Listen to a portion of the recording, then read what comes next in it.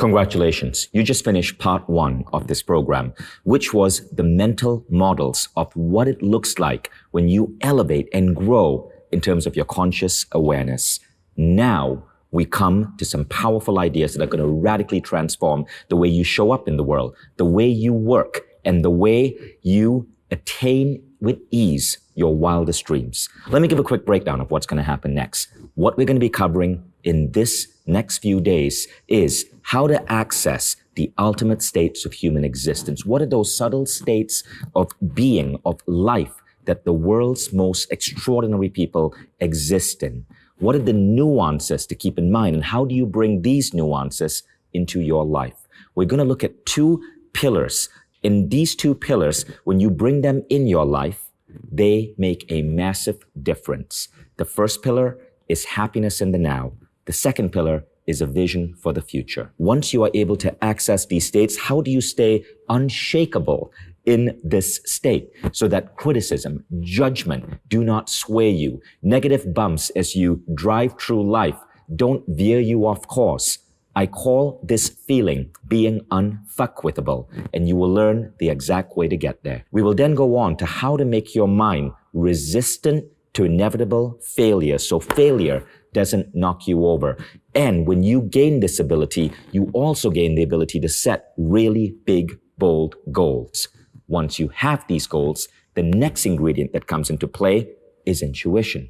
Often with big goals, we don't necessarily know how to get there unless we can tap into our intuition. Once we learn intuition, we'll then go into the art of bending reality. Just how much of the world can you shift with your mind to move you effortlessly towards your goal?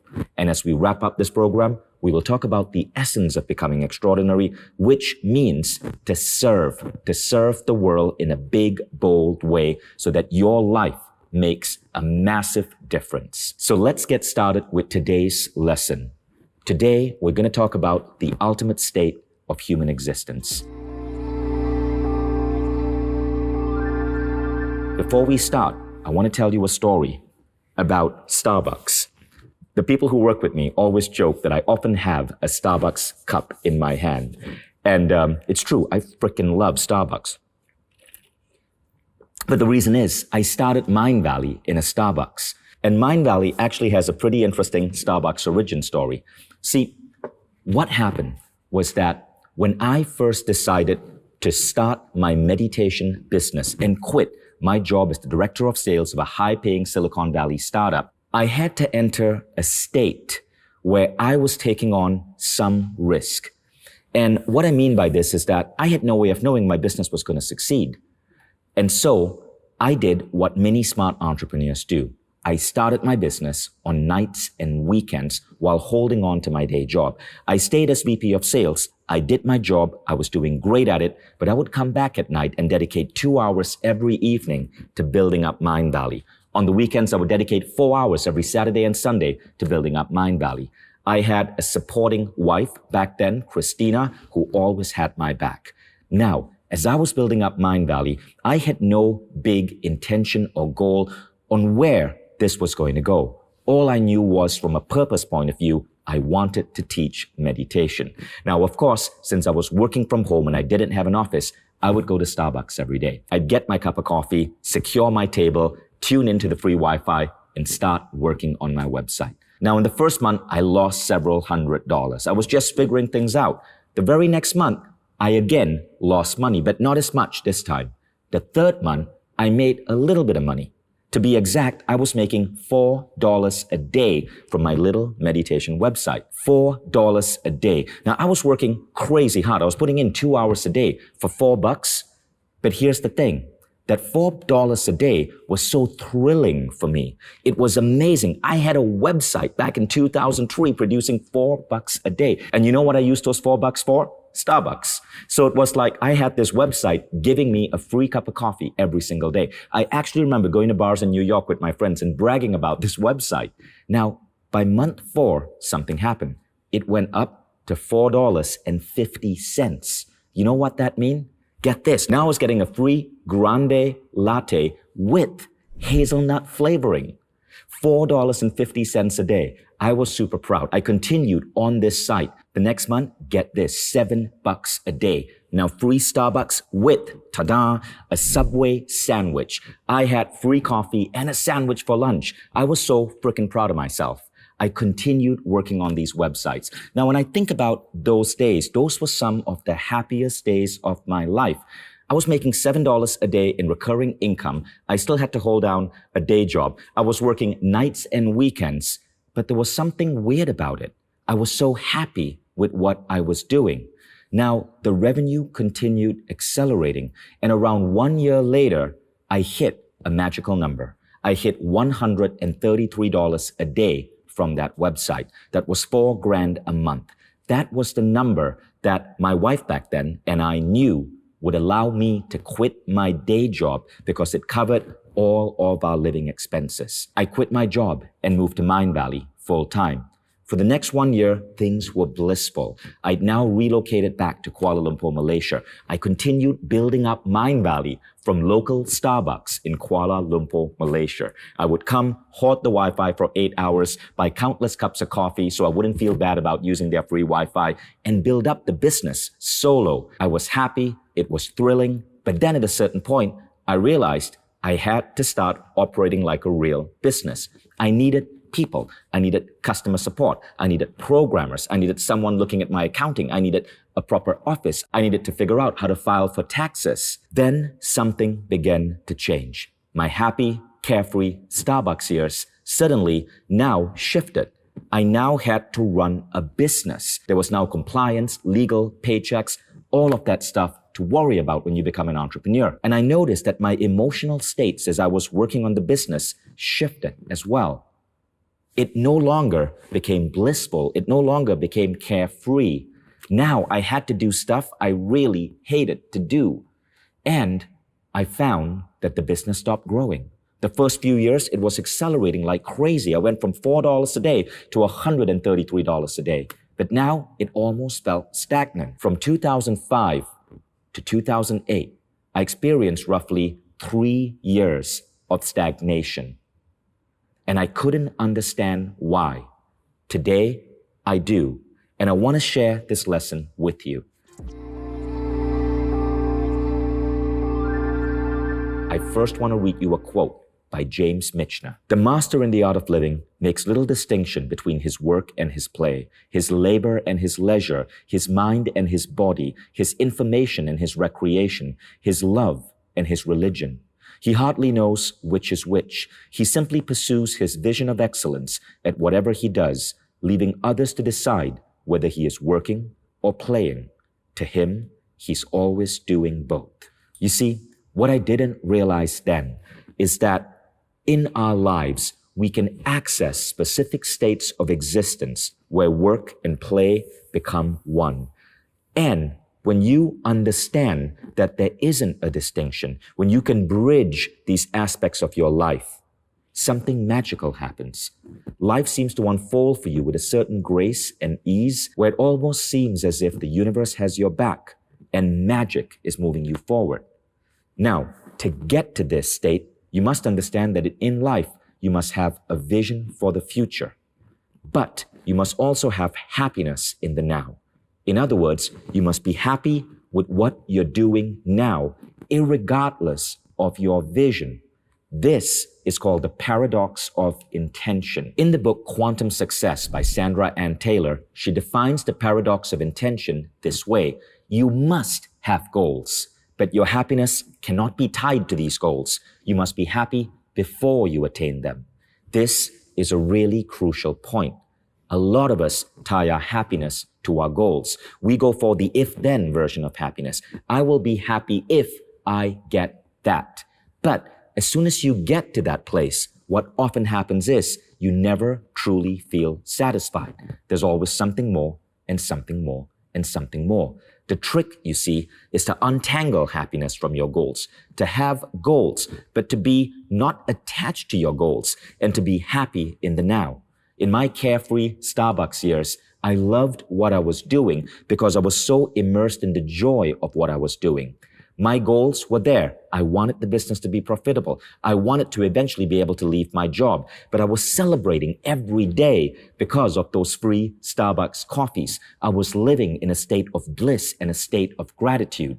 When you understand that there are two different aspects to existence, vision for the future and happiness in the now, you start to understand that you can simultaneously exist in one of four states. Let me put up this graph from my book, The Code of the Extraordinary Mind. Now, as you can see, you can be the type of person who has neither vision or happiness. Both are failing you. This is a dangerous state to be in, because if you're in this state, you don't have a clear vision of how you want to come out of this state, and you stay stuck in misery. Often, this is when you sink into a depression. I know, I've been there. I've had moments in my life where I was suicidal. It's a horrible state to be in, and you need to seek help. You often need to find the right counselors, the right advisors, the right friends who can help bring you out of this state with love. Now, at a certain point, what happens is that you start developing a vision. You start caring about how your future is going to unfold. You start deciding you want to do well at your job or build your own business. This is the state that most busy career people live in. But there's a flaw here. They have a vision for their future, but they are lacking happiness in the now. This is the state of stress and anxiety and overwhelm. It can wear you out. It can break you down. It can destroy your health, and it slows down your movement towards your goals. You do not want to be at this state. Now, there are some people who are in the opposite end. They do not have a vision for the future. They exist in a state of happiness and bliss. This is what I call the current reality trap. It is a trap because, honestly, you can get to happiness and bliss by smoking a joint. It is an illusion. It doesn't mean that you're spiritual or you've figured it all out. Simply existing in happiness and bliss, but not having that vision for your future, is actually a trap, because your soul is here to grow. Your soul is here to contribute. And if you don't have a vision for how you want to grow and how you want to leave a mark on the world, you are failing your own soul. So, what then is the state you want to move to? It is the state of what I call bending reality, because that's what happens when you get to that state. You have bold visions for the future. You have powerful happiness in the now, and the universe seems to align around you and move you effortlessly towards your craziest dreams. Now, you can get there, and there's a way to get there. This is what we're going to be covering in this part of this program. Bending reality is a mental state of mind in which you are pulled forward by big goals, yet happy where you are now. It creates a feeling of growth and a feeling of being lucky, because it often appears as if magic is in your life and the universe has your back. Now, what's really interesting is that if you look at some of the most remarkable people alive today, they are doing their best when they are in this state. I remember once attending a mastermind on Richard Branson's Necker Island. Branson is a guy I've had a chance to spend some good one-on-one time with, and I've observed him over the last 10 years. He perpetually lives in this state. One thing I remember is being on Necker Island in 2009 with Branson and a group of entrepreneurs. And one of my friends asked him, "Richard, you're always so happy. What do you do in those moments when, life is just hard?" And Branson's response was really interesting. Now, does Branson have vision? Obviously. In that same mastermind, I remember asking him, "You manage so many different companies. How do you stay organized?" And he said, "Look, every morning when I get up, I make a list of goals for the day." This is an example of Branson's actual goal list. It isn't simple things like pick up milk from the corner grocery store. It's start a new airline. So there's a lesson here. He's perpetually happy in the now. I mean, he lives on his own freaking paradise island, but he has these bold goals that he pursues every single day.